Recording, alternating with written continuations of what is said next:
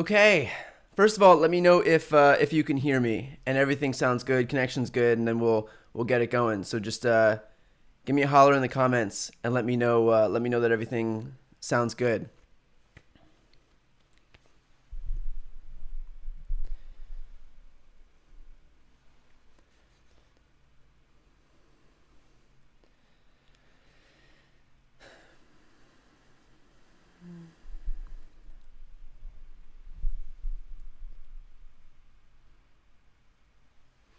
Okay, you can hear me. That's it.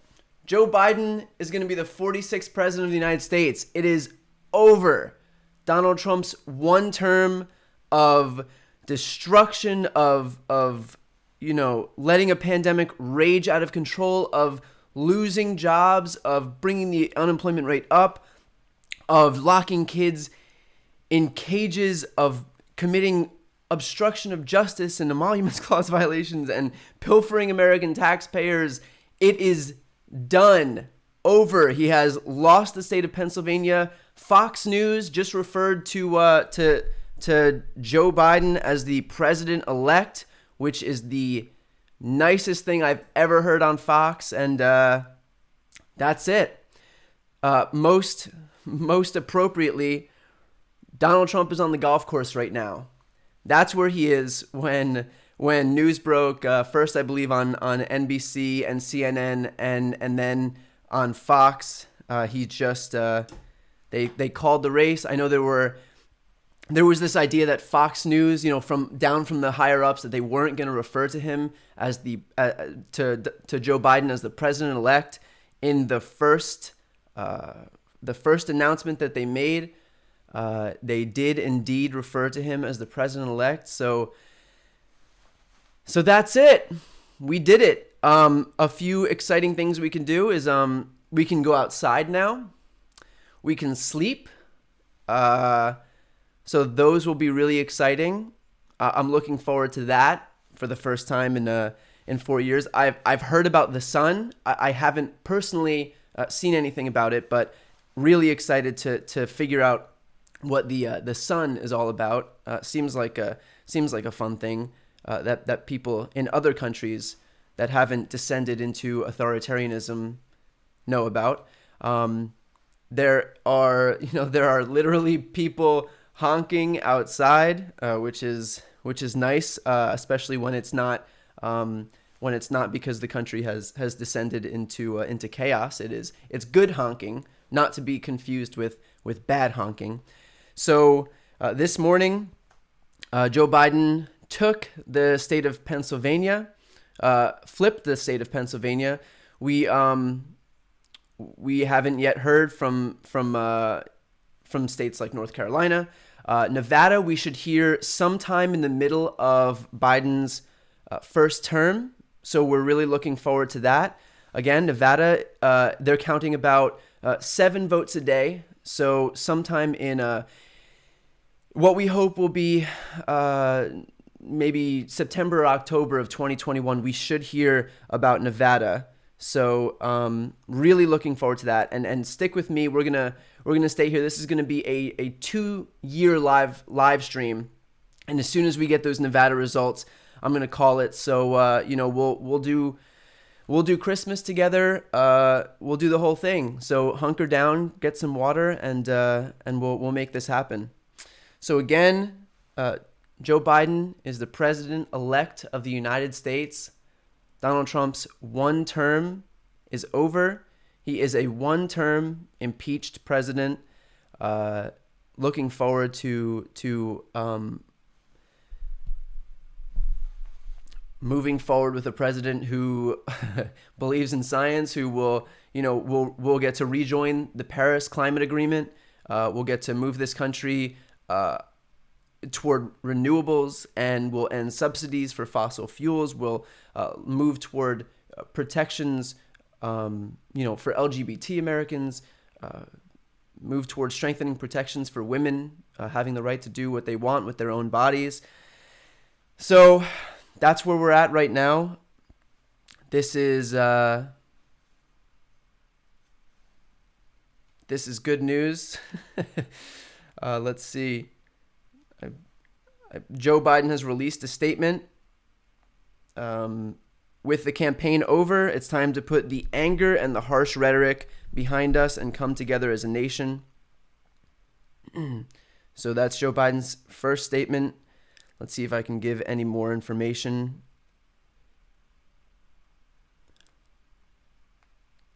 Go out and buy some newspapers tomorrow morning.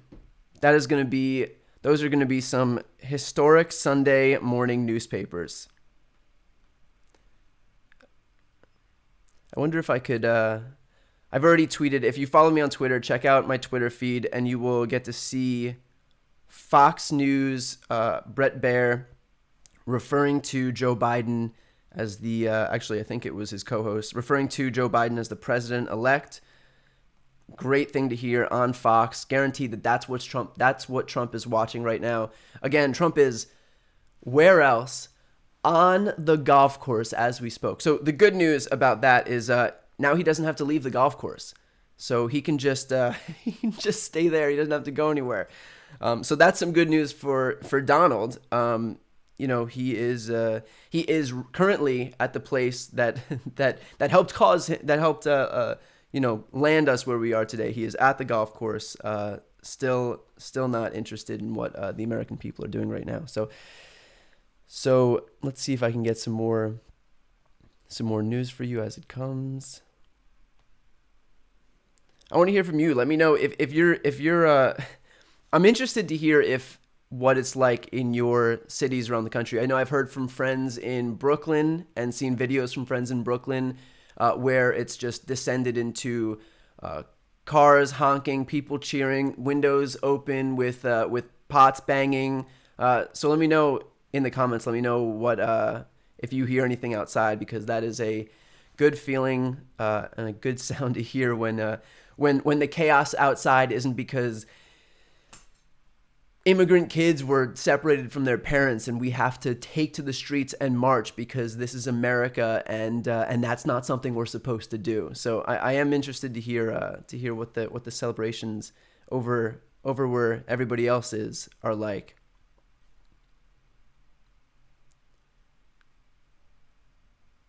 I do like this comment. I'm out in very red Wyoming. It's silent.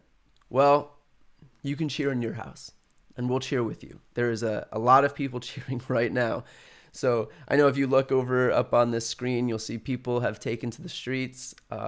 It is a good feeling. I know as of a day or two ago, the Secret Service had already created like a patch of airspace above Joe Biden's home in Wilmington, Delaware, as like a federally protected airspace. So I'm sure that didn't make Trump feel good. Lots of fireworks going off in Long Beach, California, most of Toronto.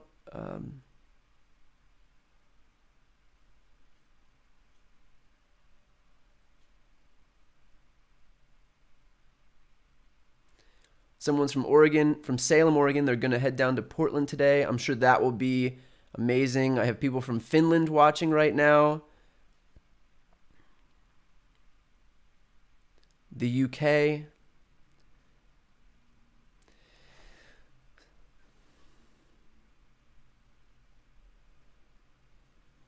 So that's where we're at.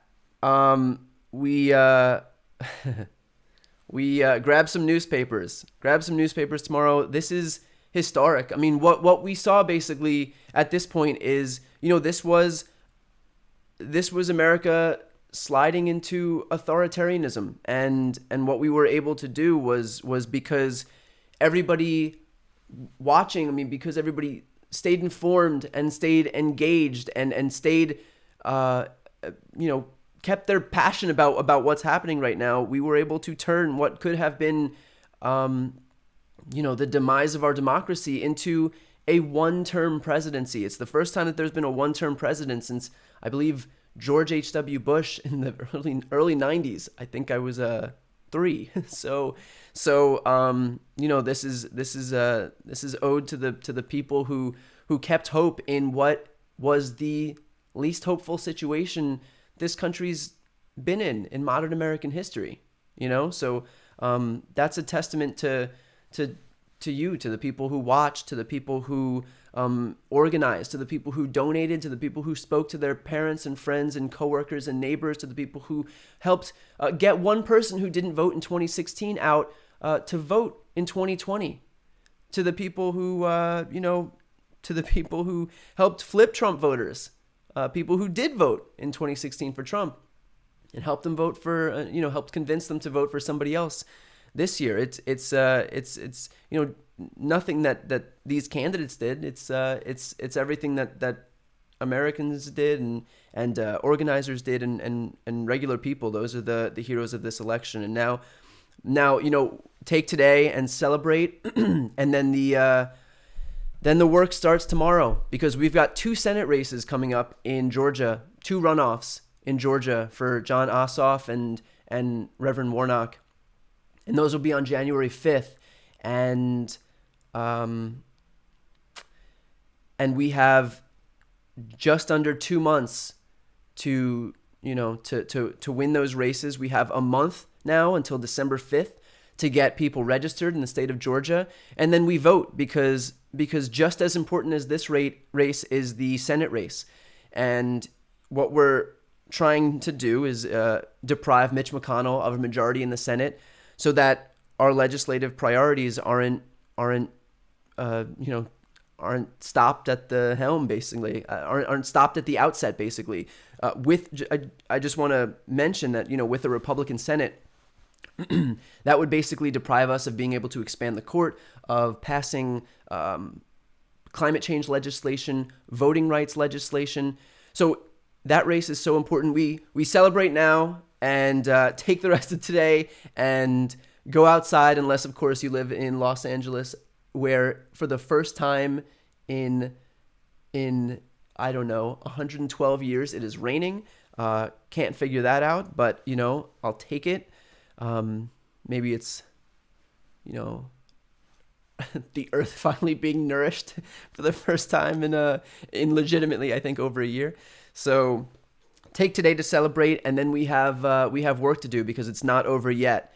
So we continue working, because I think if there's one thing that this episode has shown, it's that we can't allow ourselves to be complacent, and very bad things happen when we're complacent. So I hope that the people watching and people who've participated in this election get to finally relax a little bit, but also understand that politics isn't something that you can pay attention to and then stop paying attention to. It's something that we constantly have to fight to protect, because if we don't fight to protect it, if we don't constantly fight to make it better, then we can lose what we have, and it is so fragile. And we certainly took it for granted and have the tendency to take it for granted. So I think the important thing now is to celebrate right now, and then realize that the work begins again tomorrow. All eyes on Georgia. If you're looking to help in Georgia, you can donate to Jon Ossoff. You can donate to Reverend Warnock. Both of those are Democrats running in their respective Senate races. And you can donate to Stacey Abrams at Fair Fight, because what she has done is incredible. This is a woman who lost the gubernatorial race in 2018,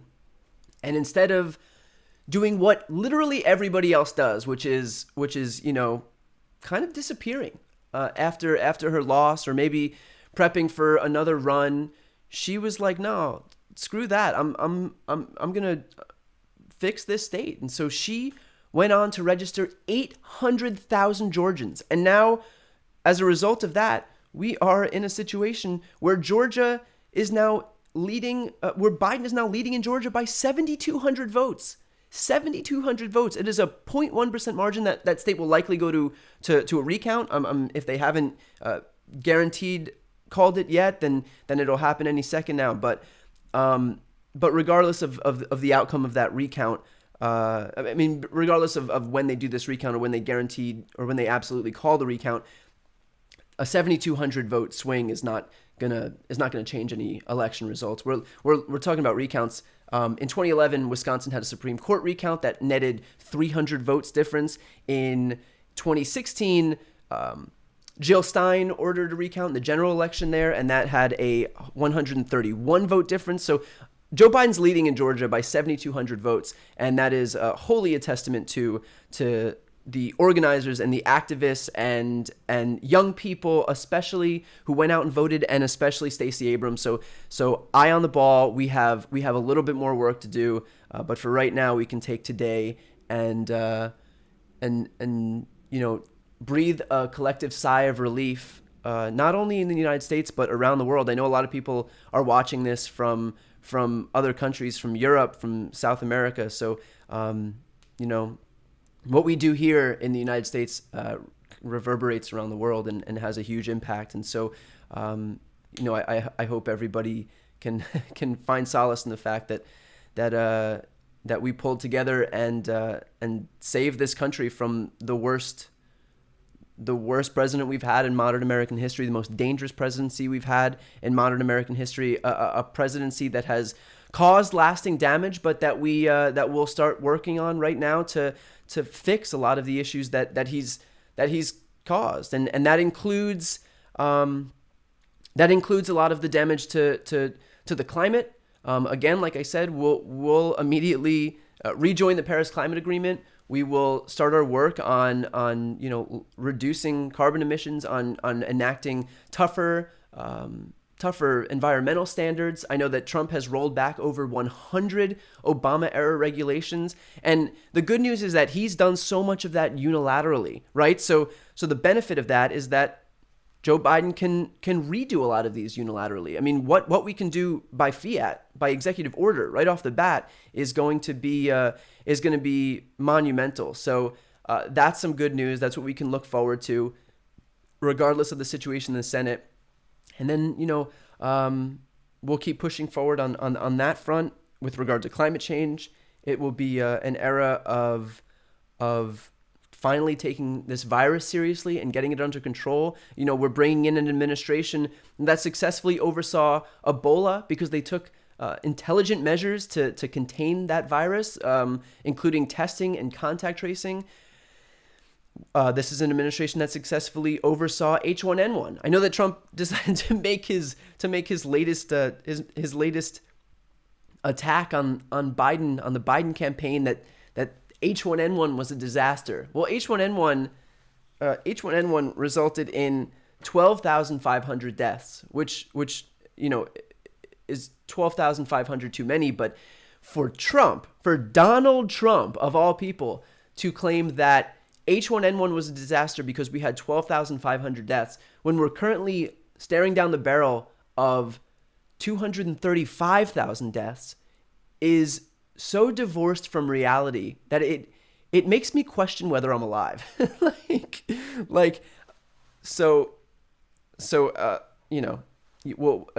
have an administration that actually takes this virus seriously. So looking forward to that, because it is, for lack of a better term, out of control right now.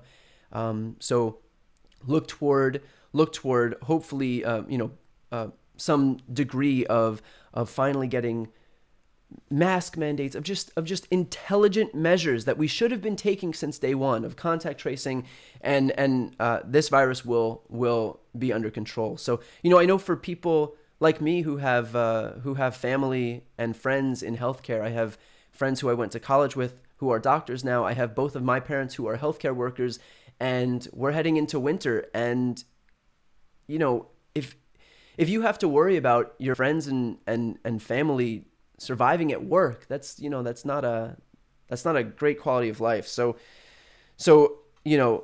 beyond just the talking point of getting the virus under control, this is a personal issue for everybody in this country. I don't think there's one person who hasn't been touched by this virus, who doesn't know someone who's either contracted the virus or who's died from this virus. So that's good news for anybody who is worried about getting the virus under control. So again, for people just tuning in, every network has called the state of Pennsylvania, with its 20 electoral votes, for Joe Biden, who will be the 46th president of the United States. He's now the president-elect. Donald Trump's term will end on January 20th, 2021, and Joe Biden will be sworn in. Kamala Harris making history as the first black, first female vice president in American history. Curious to see who Governor Gavin Newsom taps to take her place in the Senate. I'm curious to know who you would like to take her place in the Senate. I know I'm on the record officially throwing it out there for Katie Porter, but there's a lot of great options. So I am curious who you would like to see. I'm looking at the comments right now. So let me know who you would like to see Gavin Newsom choose as Kamala Harris's replacement. Let's see if I can find any more new news in the meantime. What I'm seeing right now online are mostly videos from different cities around the country where people are cheering, car horns blaring, people opening their windows and banging on pots and pans. I think it's telling, too, that I believe the last tweet that Trump sent out was, "I won this election by a lot."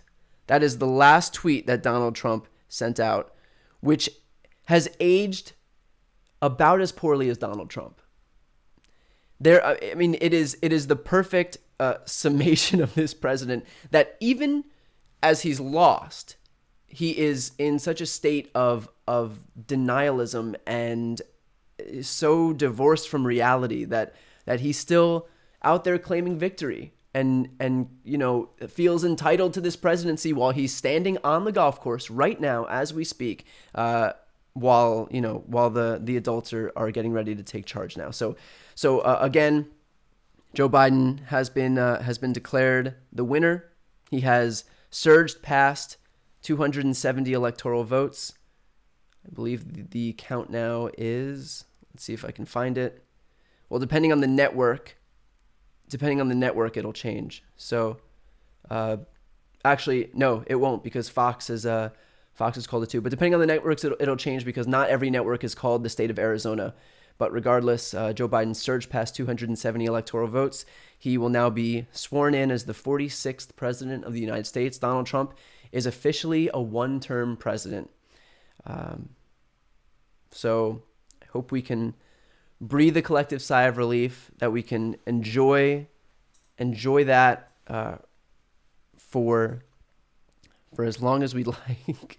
And it could not have come at a better time. I'm seeing a lot of people say that they'd like to see Katie Porter, Adam Schiff as possible replacements for Kamala Harris in California.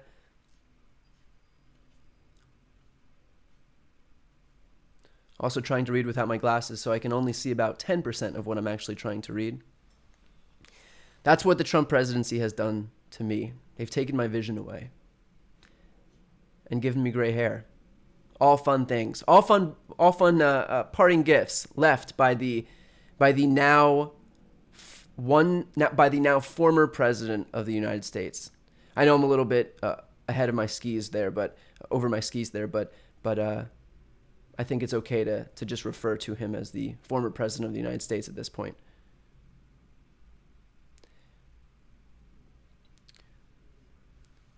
Again, Kamala Harris making history as the first female, the first black vice president in American history. So she and Joe Biden will take office January 20th, 2021.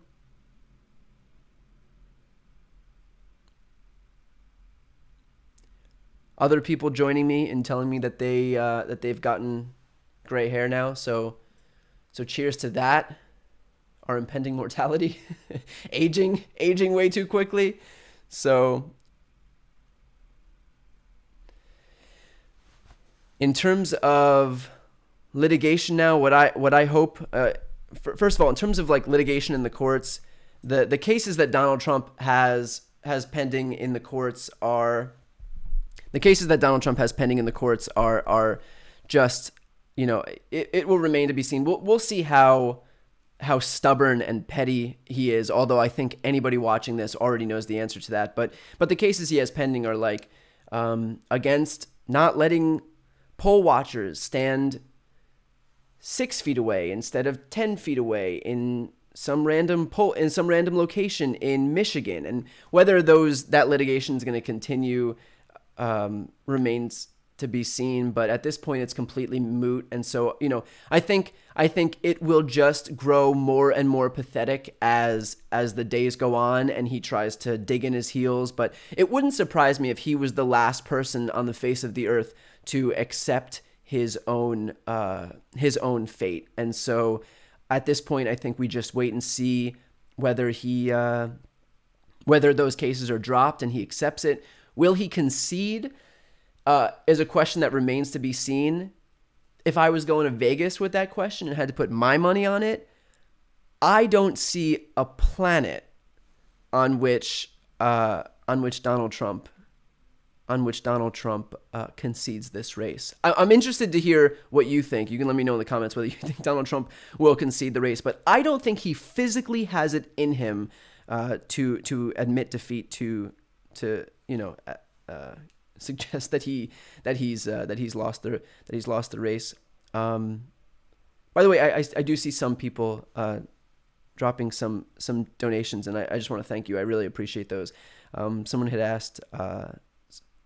had donated very generously and asked if I'm going to run for the House and Senate and that they'd vote for me. So I appreciate that. I don't think I would run for office. I think I'm better suited to do what I do here and keep people informed. And I think independent media is important. I think progressive media is important. I think that the dangers of having such a strong right-wing ecosystem that so breathlessly and almost blindly protects Republicans. We've seen the danger of that firsthand. There's no way that you can there's imagine if Nixon if the whole Nixon Watergate situation happened in 2020. If you think that Rupert Murdoch's apparatus would not jump in and fall on every grenade for Richard Nixon, just like they did for Donald Trump. I mean, this is the danger of a right-wing ecosystem that is completely unaccountable and completely sycophantic to the people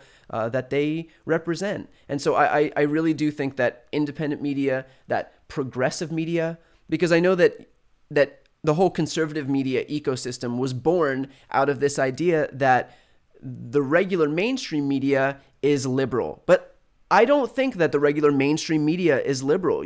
We have a media that falls over itself to both sides of everything. It'll be like, oh, Donald Trump just extorted a foreign country for dirt on his political opponent and then orchestrated a large-scale cover-up to hide all of this. But at the same time, Joe Biden mixed up two words today, and so these campaigns are in disarray, both of them. Like, that is not a liberal media. That is not a media that is falling over itself to be on the Democrats' side. That is a media that is falling over itself to overcompensate for being called a liberal media. So I do think that having unapologetically progressive media that is out there too, and I don't pretend to be completely neutral. I tell the facts like they are, but I'm a progressive. So I do think that's important, and I do think that I'm better suited to do that. And I think that Democrats, for as good as the agenda is that they espouse, have poor messaging. So I think that it would be important. I mean, Trump can basically, color a picture inside the lines and spell his name on it correctly, and Sean Hannity will suggest throwing him a parade on Fox News to 4 million people. And meanwhile, Obama passes the ACA, and it was not nearly as an event as it should be, for the fact that was effectively the biggest piece of legislation in our lifetimes, So I think that Democrats have a messaging problem, and hopefully we can take steps to fix it. But that's my long answer for why progressive media is important, why independent media is important, and the danger at the same time of Fox News. So I do think as we head toward the holidays, a good idea, if you want to be a good steward of patriotism and do your country proud, one, good option might be to go to your parents' house and check out the parental controls and consider blocking a certain network that might espouse disinformation, and then you'll do your little part to help the United States of America as we move forward through this term. So that's my thoughts about that. I won't say any more, but I would be very curious to see what videos of you doing as much would look like. So I'm excited to look at Instagram and Twitter, and in the days following, or in the days near the holidays, and see what happens when people go home to their parents' house. That would be a very fun thing for me. That would be a nice Christmas present. So here we go. Again, for those of you just joining, with the state of Pennsylvania now officially called for Joe Biden, he will be the 46th president of the United States. Fox News called the race as well and referred to him as the president-elect, which I know there was some doubt as to whether Fox was even going to refer to him as the president-elect. So they have already referred to him as the president-elect. Donald Trump currently is on the golf course, which is the first, second, and third guess I had when I was asked where Donald Trump is right now. So Donald Trump is on the golf course when the news came in. Good news being that he doesn't have to leave now. He can just hang out there. So let's see if I can find any more information. In the meantime, again, hearing fireworks go off right now as I sit here. I'm currently broadcasting from Los Angeles, but fireworks are going off outside. I have friends in New York, Brooklyn specifically, who have sent me videos of car horns blaring and people cheering, pots and pans banging in the streets. So it is nice to finally have people taking to the streets for our rights having, for any reason other than our rights having been taken away, or kids being ripped away from their parents, or women's, reproductive rights put on the chopping block. Just this is finally us taking to the streets for a good thing for once. So that is something that's nice to see. Curious to know if you what's happening in your hometowns or your towns where you are right now. I know some people are in little red bastions across the country, and they're probably pretty quiet, but you can celebrate here with us because there are a lot of very happy people. So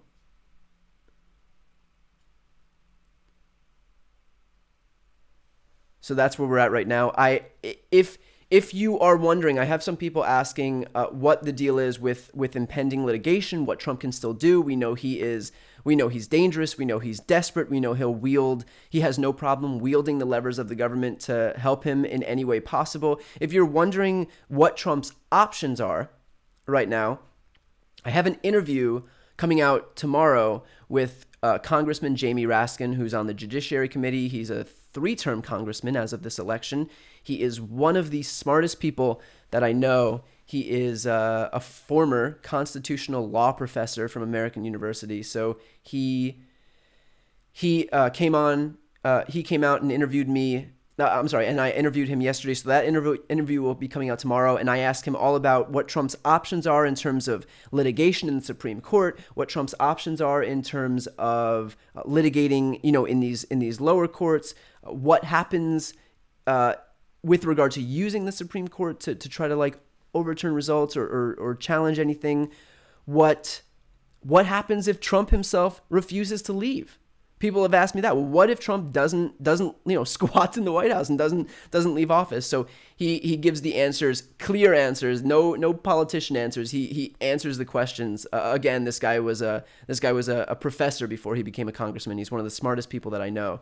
So he will answer those questions. So this seems like a good time to ask that you please subscribe to my channel and turn on notifications, because that interview will be out tomorrow, and he will give the lay of the land when it comes to what happens in the Supreme Court, what happens in the regular courts, what happens if Trump refuses to leave. Can he pardon himself? I ask him all the juicy questions that everybody is constantly asking that are constantly at top of mind. What happens if Trump resigns and Pence becomes president? Then can Pence pardon Trump? And can you pardon somebody before they've even been charged with the crime? What about Louis DeJoy? Can Trump say, "Ooh, well, Louis DeJoy, he's in a bad spot and he's probably going to get charged pretty soon"? Can Trump preemptively pardon him? So I ask him every single one of these questions. It is going to be a really, really good interview. So if you haven't yet subscribed to my channel, please subscribe. Free.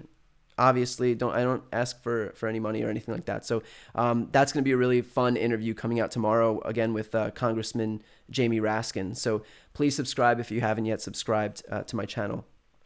Again, for those just tuning in and for those still here that just want to hear it again, Donald Trump has lost the election. Pennsylvania has been called for Joe Biden, and Joe Biden has been named the president-elect of the United States. He will be the 46th president of the United States of America.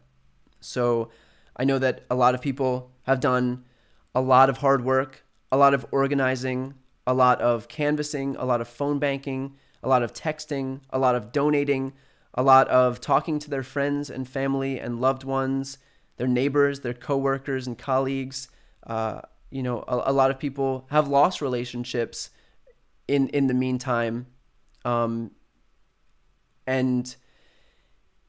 But overall, I think the important thing is that that a lot of work was put forward, and people, expended a lot of blood, sweat, and tears to get to where we are today. So, for all of you watching out there, for all of the work that you put forward, for staying informed and involved, and not just, falling into despair and hopelessness and giving up, which would have been the easier route, to see what's going on and to see all of the ways that Trump will use this government to reinforce his power and how dangerous it was, but at the same time how hopeless it could make us feel, would have quite easily allowed us to just fall into a state of apathy. And I think what we saw over the last 4 years, from that very first Women's March to right now, in the face of so much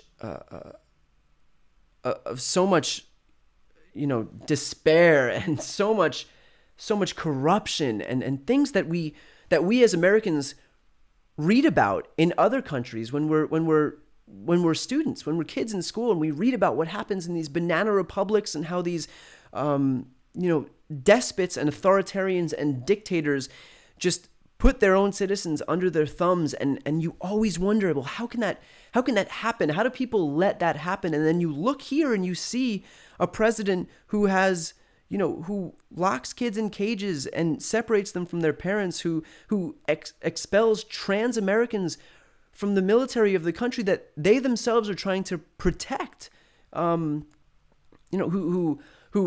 coddles dictators and alienates our allies, and breaks the law and pilfers American taxpayers and uses our hard-earned tax dollars to go golfing on a weekly basis, and for the for the Secret Service to use hundreds of thousands of tax dollars to rent golf carts from a business owned by the sitting president of the United States, money that will then go back into his own pocket.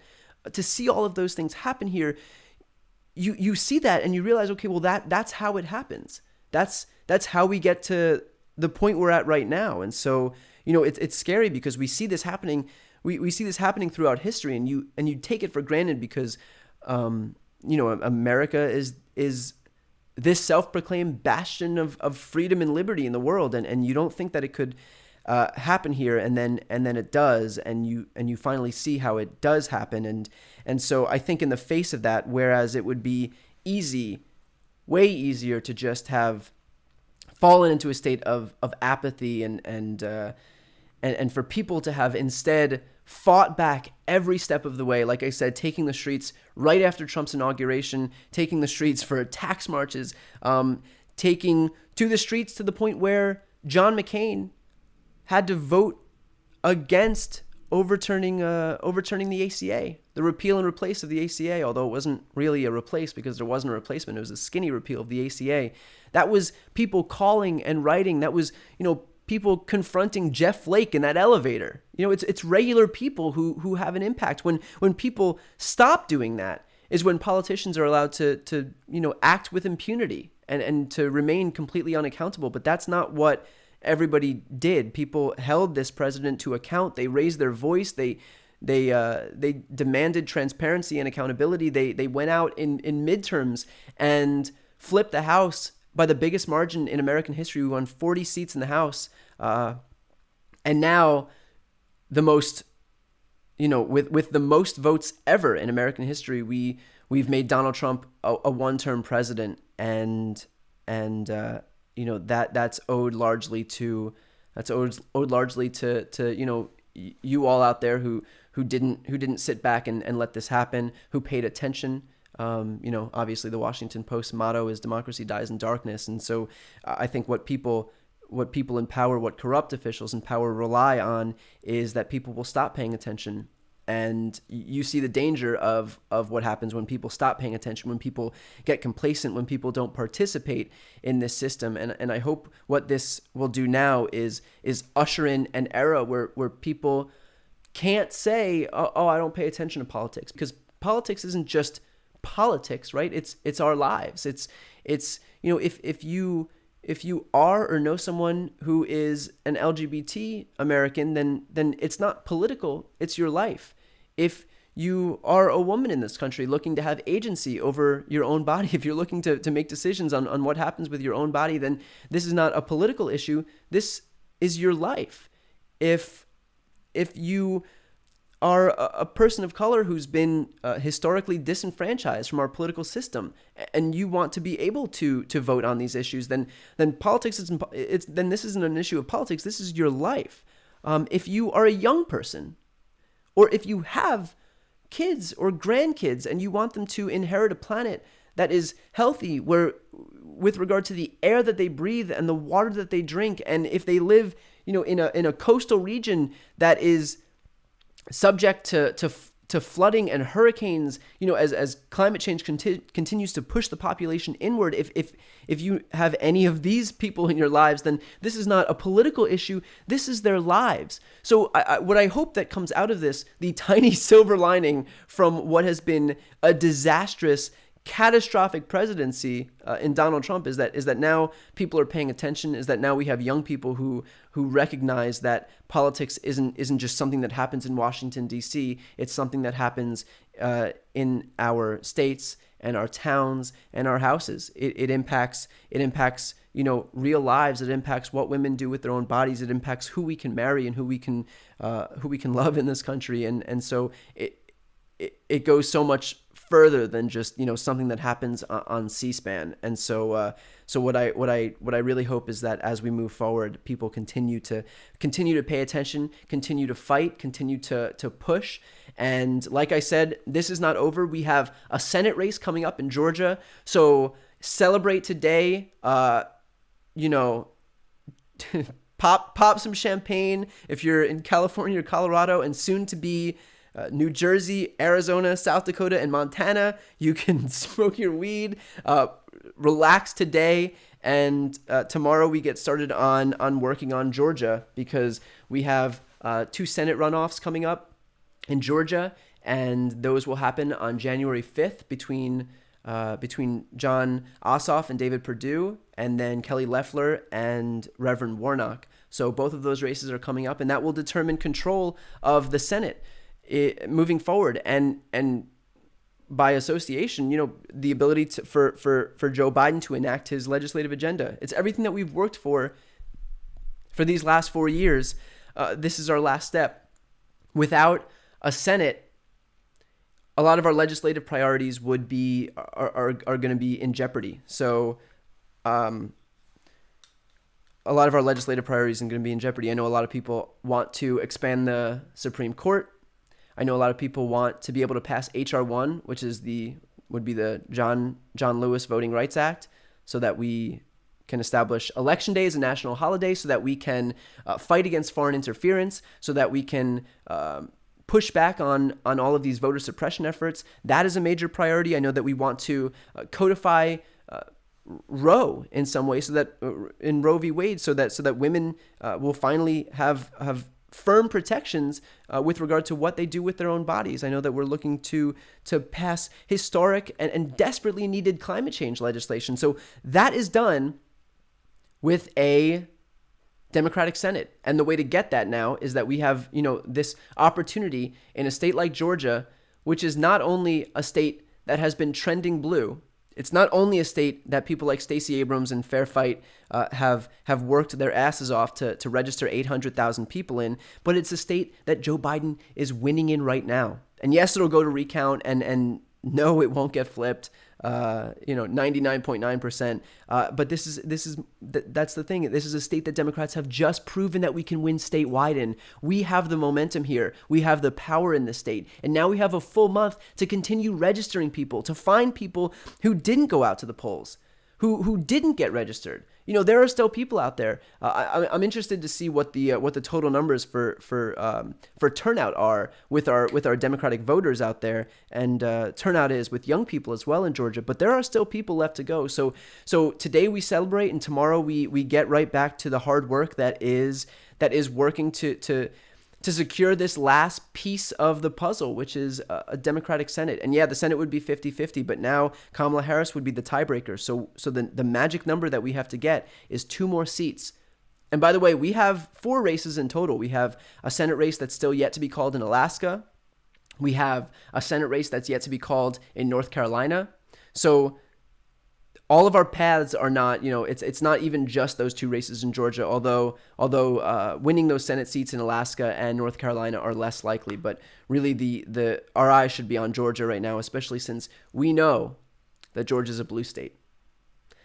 We've officially flipped Georgia to a blue state, so we should take advantage of that, build on our momentum, continue donating, continue organizing. I just got done saying that what this presidency has shown us is that complacency isn't the answer. I really hope that people don't look at this Biden win and basically say, okay, well, we've done it. We can finally go back to never paying attention to politics, because what we saw over the last 4 years was a culmination of people having said, I don't want to pay attention to politics. So I think the goal here should be to pay attention to politics, not just to protect us from descent into authoritarianism, but to work to make this country better. We have the enthusiasm, right? Like we have the numbers. So instead of just working to stop it when bad things are happening, let's garner that energy and work to make good things happen. Like we have those numbers now. We can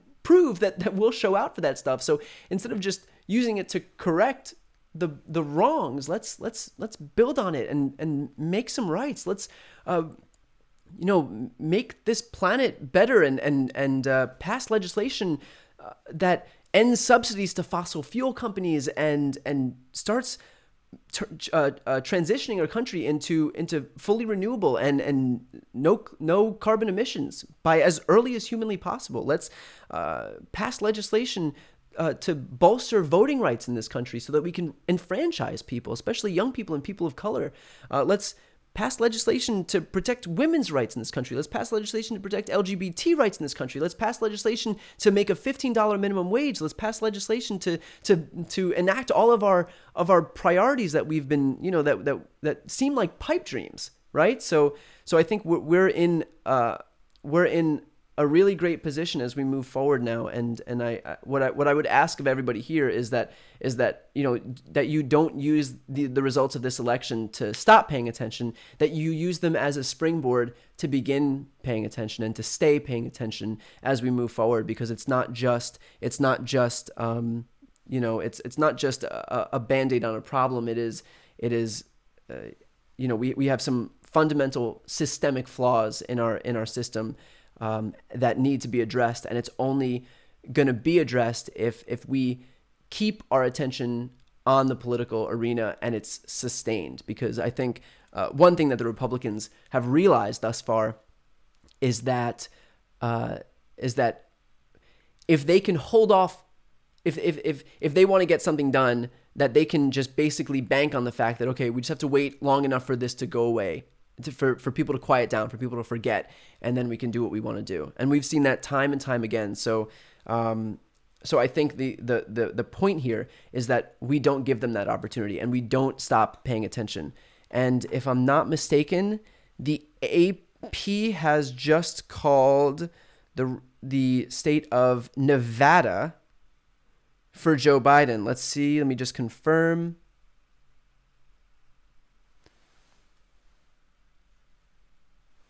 Let's confirm that the AP has called it for Nevada. Oh, that's right. The reason I can't see is because I've gone blind over the last 4 years.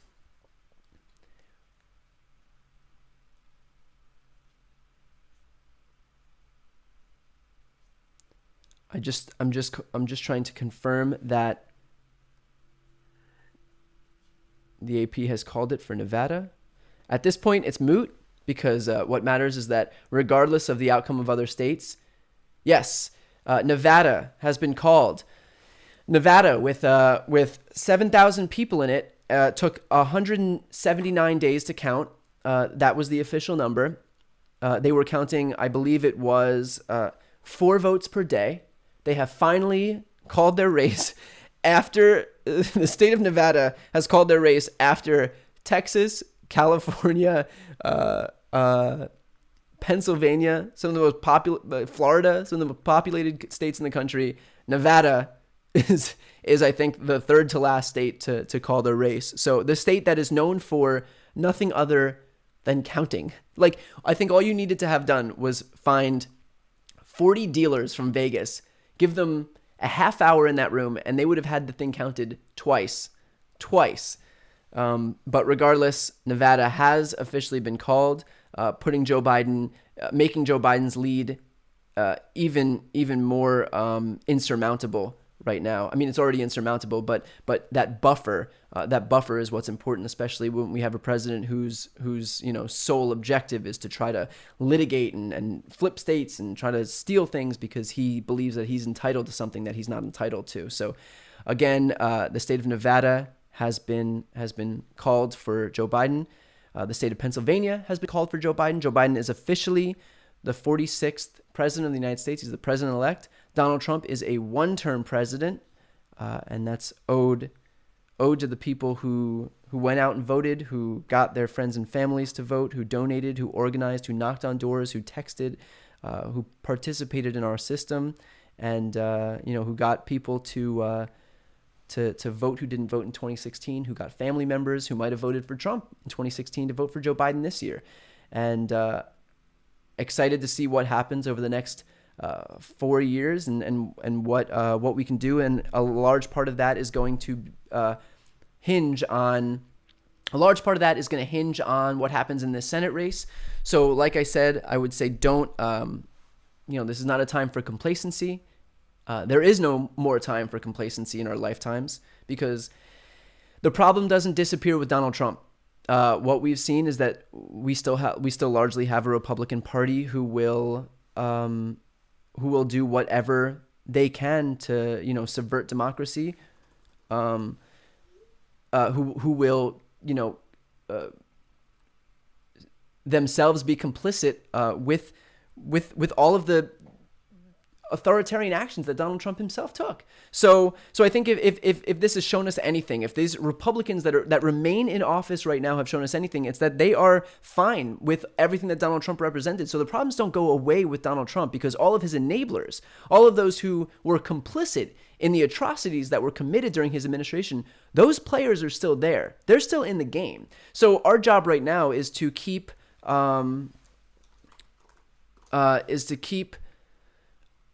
pushing, to keep fighting, to keep working to get Democrats elected, and to keep pushing forward our agenda, and to not be complacent because those people who have caused so much damage and who have sat idly by while the damage was being caused when they had the opportunity to speak out, they're still in power and they still have the opportunity to make this country to bring us right back to where we were. Mark my words, the people who are going to run for the Republican nomination in 2024 will espouse the exact same ideas and ideals that Donald Trump espoused throughout his term. Like we're not going to, it's not like one of those zombie movies where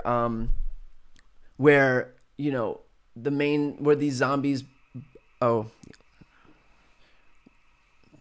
where the zombies get bit, and and there's zombies throughout the whole movie, and then finally the main zombie, the mother zombie, gets cured, and then all the people who were bit and that had been zombies and throughout the whole movie, they wake up and they're like, oh, where was I just had the weirdest dream. Like, it's not going to be that. The Republicans who were, Trump's enablers during his term are not going to wake up and become Ronald Reagan Republicans again. They're not going to say oh, we should protect voting rights in this country. For like, these are still Trump Republicans. So the fight continues. Today we celebrate, and then we have this great opportunity to continue working to flip the Senate. All is not lost with the Senate. So we're in a great position right now. We're working in a state that has flipped blue, the state of Georgia. We flipped that state blue for the first time in 20 years. 20 years. 92, 2002, 2000. No, I'm sorry. 28 years. 28 years. We finally flipped the state of Georgia blue. That's the state that our hopes for the Senate and our entire legislative agenda hinge upon. So we have a great opportunity to be able to flip that state and thank you. Flip that state and enact our entire legislative agenda that we rely on moving forward.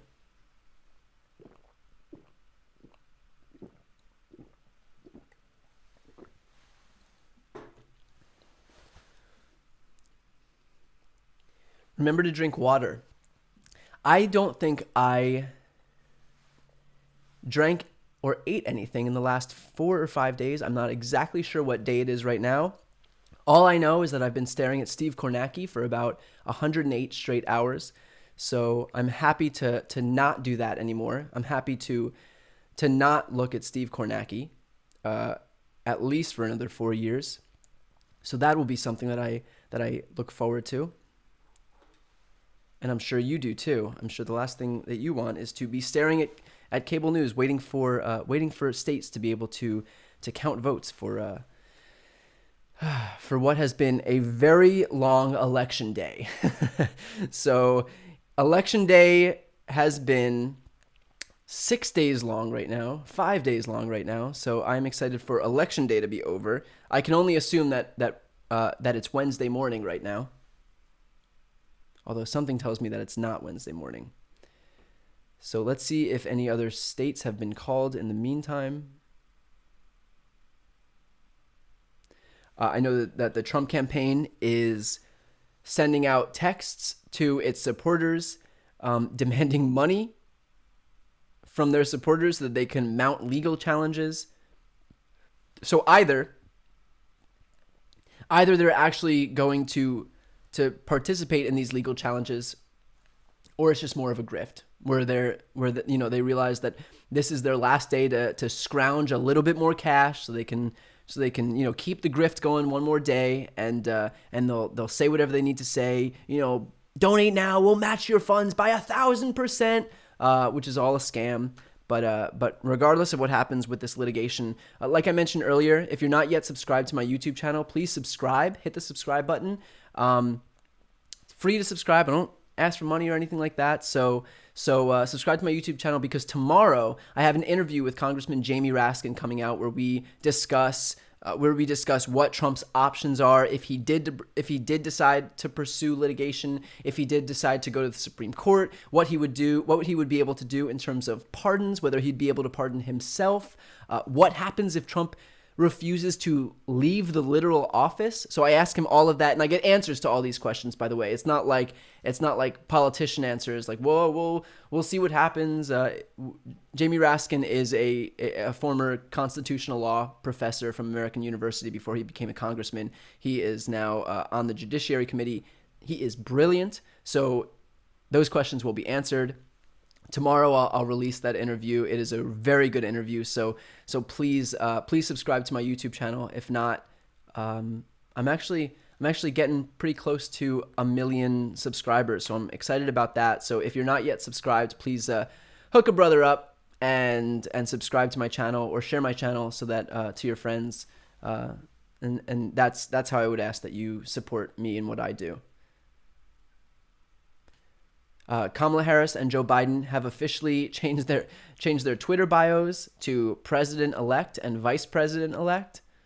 So that, if that is not the most 2020 thing you've ever heard, I don't know what is. Like, that's how we know it's official. That's the new, like, Facebook official, changing your Twitter bios. So you know it's real when the Twitter bios change. So Joe Biden and Kamala Harris have officially changed their Twitter bios to President-elect and Vice President-elect. Every network has now called it. Fox News called it. There was some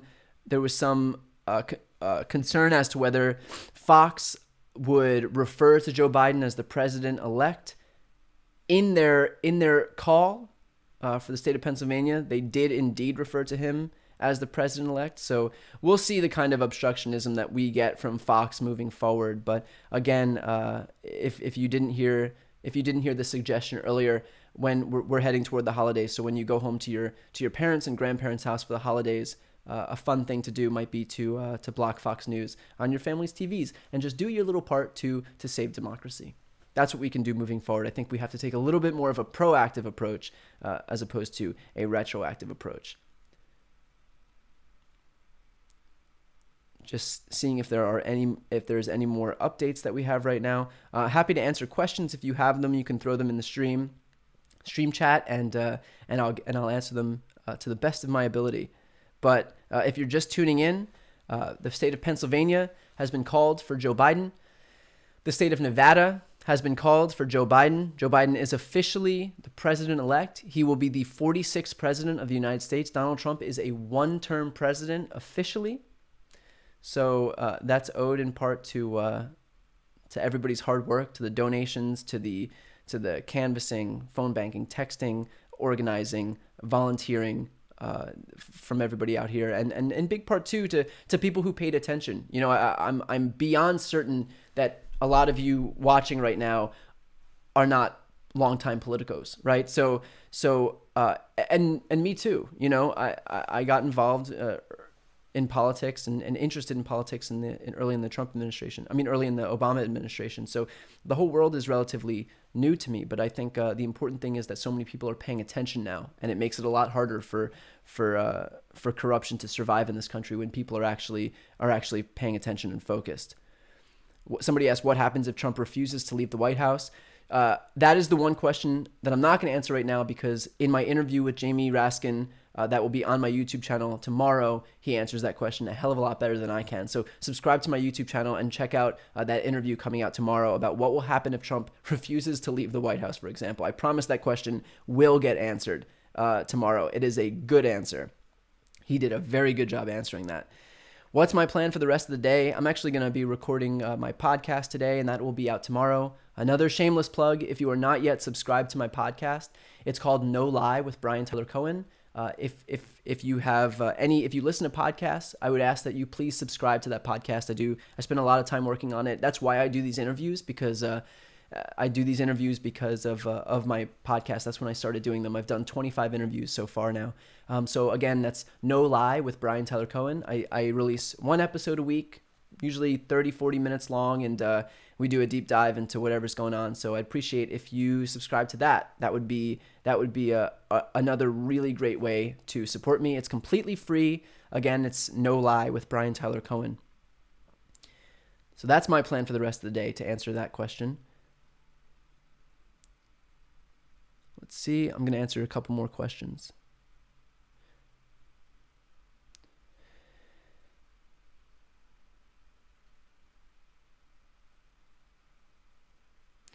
Somebody had asked what platform. My podcast is on every platform. Apple Podcasts, Spotify, anywhere you listen to podcasts, you can find my podcast, No Lie with Brian Tyler Cohen. Somebody had asked if I'll continue doing these videos and podcasts on YouTube. Yeah, absolutely. I think that look, like I mentioned before, the Republicans are not going to disappear. So there's going to be plenty of what we're seeing now going to be that will be continued to be perpetuated in the Republican Party. And with that said, I would love the opportunity to be able to push to the left too. I think ultimately our goal should be to make sure that the most people possible have health care. And I do believe in Medicare for all. I do believe in the Green New Deal. I do believe in $15 minimum wage. I do believe in a lot of these strong progressive policies. And so I would love nothing more than to be able to say, like, okay, that's great. Let's make it better. Let's make it perfect. Let's transition 100% to renewable energy. Let's completely destroy the fossil fuel industry. I have no allegiance to ExxonMobil, yeah, I would love the opportunity to be able to push from the left. I think that would be great. I think so much of what I've done over the last several years has been to push back against the blatant, egregious corruption that we've seen coming from the right. But I think that this is a great opportunity, hopefully, if we're able to take the Senate and we're able to actually enact our legislative agenda, that we have a great opportunity to make this presidency the most progressive presidency in history, or something close to it, at least in modern American history. So that's what I hope we're able to do. That's what I hope that I have the opportunity to do. Regardless, I will continue making these videos. I'll continue, calling out what I see. I'll continue telling the truth. Let's see if I can answer some more questions in the meantime. Someone asked what I think of a Yang 2024 ticket. I think Andrew Yang is wonderful. I interviewed him. He is super smart. I actually specifically asked him if he would take a position in this administration. I think that some type of Secretary of Technology position would be perfect for him, but I think he's a really important voice that the Democratic Party should hold on to. Any prediction as to who Biden will tap as chief of staff? I interviewed Ron Klain, who was Biden's chief of staff before. He is wonderful and extremely smart, and also oversaw the last pandemic. So I think he would be a great choice. But I think Democrats have a deep bench of talent to tap. So I have no worries about who it will be. Again, a lot of who the Senate will confirm will hinge largely on who runs the Senate. So I know that we've seen some reporting from Axios that casts doubt on whether Mitch McConnell would even confirm progressive cabinet members. So if the job isn't done, and I cannot stress that enough. It doesn't stop with the election of Joe Biden. We have to take the Senate race in Georgia, and that work will begin right away, as fast as you want it to begin. So harness a lot of this energy that you have right now, and put it toward the Senate race in Georgia, because if you want a progressive cabinet, if you want to be able to achieve our legislative goals that we've been pushing for the last few years, from LGBT rights to climate change to voting rights, and everything in between, then a lot of that is going to rely on having control of the Senate, or at least 50-50 control of the Senate, where Kamala Harris would act as a tiebreaker. So that's where we're at right now in terms of that. The work is not done, and we need to continue pushing in that Georgia Senate race. So that's where everybody's attention should be focused right now. I keep taking my glasses off, and I cannot see anything.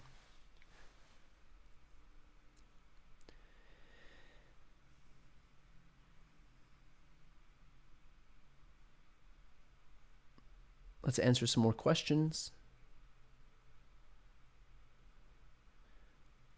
What role will Pete have? I think what Pete has shown, regardless of the role that he would have in a Biden cabinet, if he gets one, is that we have a great resource to be able to go on Fox News and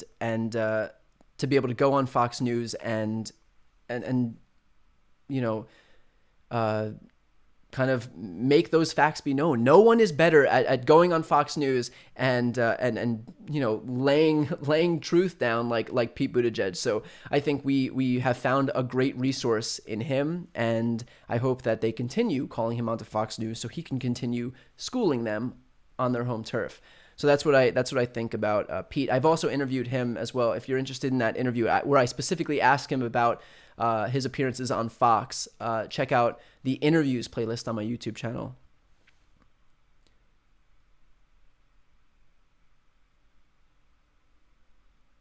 Somebody said, as a foreigner, it would seem to me that unless Democrats get the Senate, it's going to be another Democratic presidency where nothing gets achieved. If we don't have control of the Senate, it will be extremely difficult to pass just about all of our legislative agenda. So yeah, I mean, in a way that is, in a way that's a little reductive, I'll say that, yeah, in broad strokes wise, yeah, that is a good way to look at it. Not a lot will get achieved. I know that, a lot of what we were looking to do is to expand the court so that we don't have a 6-3 majority conservative court where all of our legislative priorities were blocked by conservatives, so that we could continue to pass climate change legislation and voting rights legislation and LGBT protections and codify Roe and so on and so forth. So yeah, I mean, I cannot stress enough how important it is to work our asses off in the Senate race, in these Georgia Senate races, and continue to win, do it one more time. Right, so that we actually get something done in this presidency.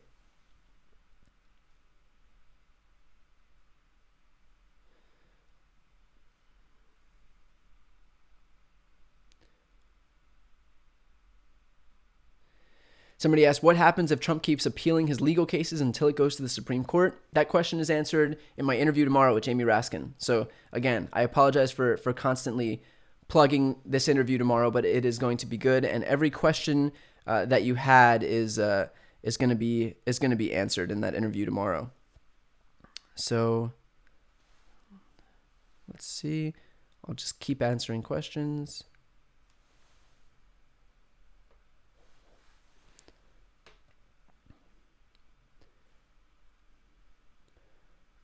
Okay.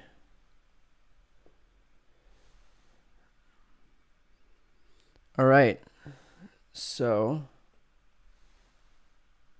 for those just joining in now, again, the state of Pennsylvania has called it for Joe Biden. The state of Nevada has officially called it for Joe Biden, and Joe Biden is the president-elect. He is the 46th president of the United States. Donald Trump is a one-term president. Again, the fight, I've said this a million times, and the fight continues. We have to celebrate today, and then we focus on Georgia first thing tomorrow morning, because we have 2 Senate races coming up, John Ossoff and Reverend Warnock.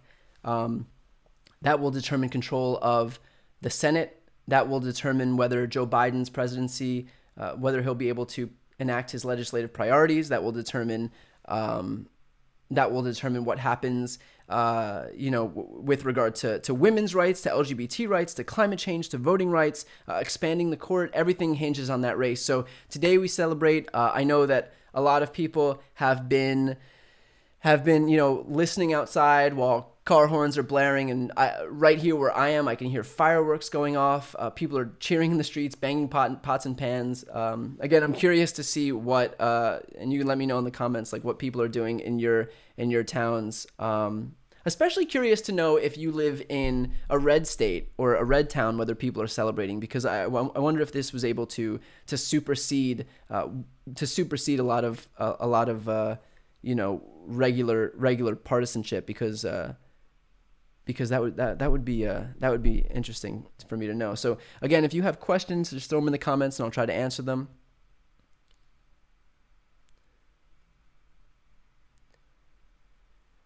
Do I believe Trump's Supreme Court appointees should be impeached? I don't know that that's going to be the best route that we take. I think at this point, our route should be twofold. Our route with regard to the Supreme Court should be winning these Senate races in Georgia, and then once we've won those Senate races, then we can finally have control of the Supreme Court. We can add seats to the Supreme Court. We could expand the court and rebalance it, because right now a 6-3 conservative court does not represent the American people. A 6-3 conservative court would be hostile to Roe v. Wade, which 70-something% of Americans support. A 6-3 conservative court would be hostile to Obergefell, which is gay marriage, which only passed by the grace of one vote. And that was a court that doesn't look anything like the courts make up today. We have a court that is hostile, obviously, to voting rights. Even before we lost Ruth Bader Ginsburg, this was a court that decided that racism was over. And so why do we need the Voting Rights Act? So that's something that we need to codify. So I can't stress enough how important the Georgia Senate race is as we move forward. But today we celebrate, and tomorrow we get back to work, and we use a lot of this momentum to do it one more time. And I think that's going to be our most important priority right now. Let's see.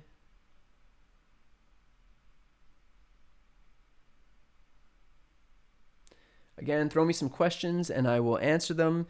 But I don't know how many times I can stress it that Pennsylvania has called the race. I just like saying it at this point. Pennsylvania has called the race for Joe Biden. The state of Nevada has called it for Joe Biden. Joe Biden has won the race. Donald Trump's presidency is over. He is a one-term president, regardless of whether he accepts it or not. He is on the golf course as we speak. Good news is he doesn't have to leave. He can just stay put. He doesn't have to come home now. And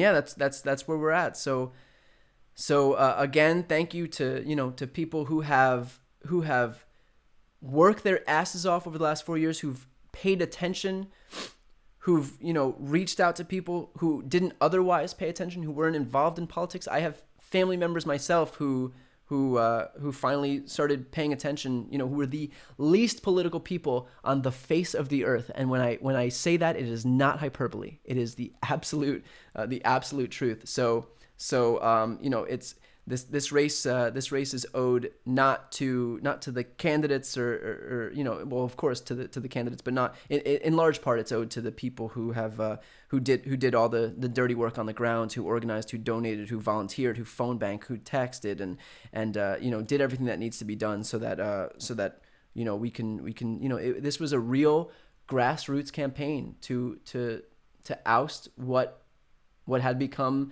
the most dangerous president in modern American history from office after just one turn. And that's not an easy thing to do. Like, a slide into authoritarianism doesn't typically end that quickly. Like, we've seen this throughout history. We see these countries that get mired with these authoritarian, these despot presidents. Look at Russia, Vladimir Putin. Look at Erdogan in Turkey. Look at we'll see what happens with Duterte in the Philippines. These authoritarian presidents, if there is one thing they're good at, aside from the authoritarianism, it's staying in power. It's retaining their grip on power. And so the fact that we were able to turn Donald Trump, who was the most despotic president that we've had in American history, into a one-term president, is a testament to the efforts of the people who worked to get him out, to you all,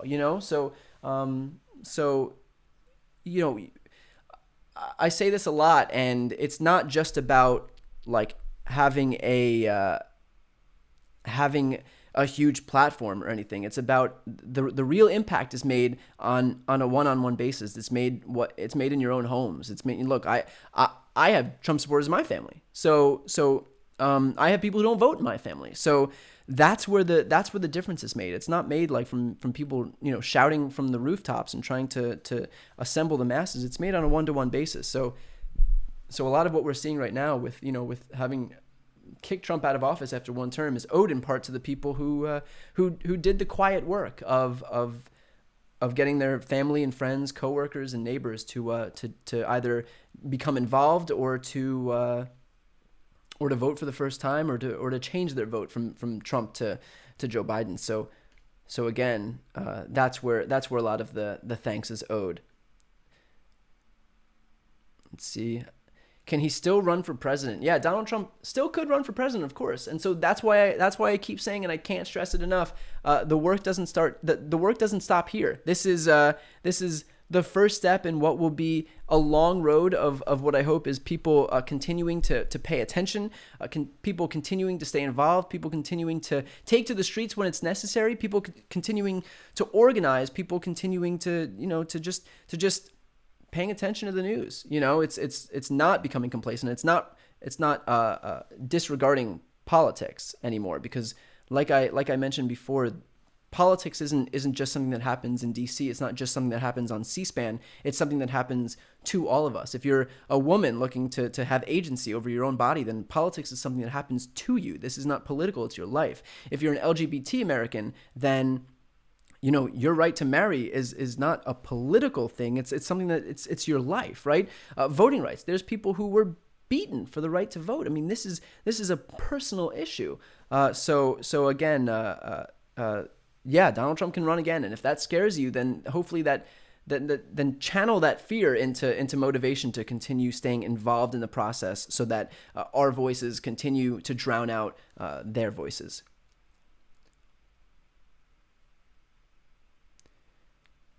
Can I get rid of the Electoral College? Can I get rid of the Electoral College? I'll do my best to unilaterally get rid of the Electoral College. I think that I think that the Electoral College is an absolute abomination. I think that what we need to do is the states that haven't signed on to it yet need to sign on to the National Popular Vote Compact, which allocates the electoral votes of each state to the winner of the national popular vote. Once we reach 270 votes represented on that compact, then it goes into effect. So I think if you live in a state where your state hasn't signed on to that, that would be a good thing to write your congresspeople and senators about, if that's something that you're interested in doing, or tweeting at them to do as well. Let's see. What will Trump's schedule look like from now until Election Day? Will he basically play golf? That's a good question. I don't know. I don't know what Trump is going to do. I don't know if he's going to continue to pursue litigation. I don't know if he's just going to slink away. I mean, this is what we're likely looking at is a over 300 electoral vote victory for Joe Biden in the Electoral College when all is said and done. Between Georgia, Arizona, Nevada, when all of those states are called, I believe that he'll have about 306 electoral votes, if I'm not mistaken. So at this point, I don't know that we can necessarily say that Trump will continue to dig in his heels. I feel like the sad reality is going to begin to dawn on him, and hopefully he gets the picture. But that's not to say that he has been reasonable in the past. So we'll see what happens with regard to Trump's behavior over the next couple months. Not a lot leads me to believe that it will be good, but in either case, it doesn't really matter, because the people have spoken and these results will be certified, and Fox News has called it. So the information bubble has been popped, and he will leave office whether he wants to or not on January 20th, 2021. So I'm gonna sign off. One final request: if you've not subscribed to my YouTube channel, please subscribe to my YouTube channel. That's a way you can support me. Another way you can support me is to please subscribe to my podcast, No Lie, with Brian Tyler Cohen. It is available on any podcast platform, so either YouTube or my podcast, No Lie. And again, thank you for all of the work that all of you watching have done. Thank you for your energy and enthusiasm and engagement and passion. Thank you for donating money to candidates. Thank you for volunteering and for working your asses off, for phone banking, for texting people, for flipping your own family and friends away from Trump and into Biden's camp, for getting people who were apathetic and not previously involved in politics. So, the efforts should keep going. We have one more race. Everybody who's watching, please know that there is one more shot we have to finally flip the Senate. That is so important. Our entire legislative agenda relies on what happens in this Senate race. So support Ossoff, support Warnock, support Stacey Abrams and Fair Fight. That is she's going to be our guiding light in these next 2 months. Remember that Georgians have another month to register to vote. So with all of that said, thank you so much. I'm gonna eat food for the first time in I don't know, in a few days. I might sleep tonight. That's going to be a thing I'm going to try to do. Shower is going to be a big thing as well. So all things that I'm looking forward to. Just as I think a lot of you are too. So I look forward to doing all that. And again, thanks for everybody's hard work. And we'll talk soon.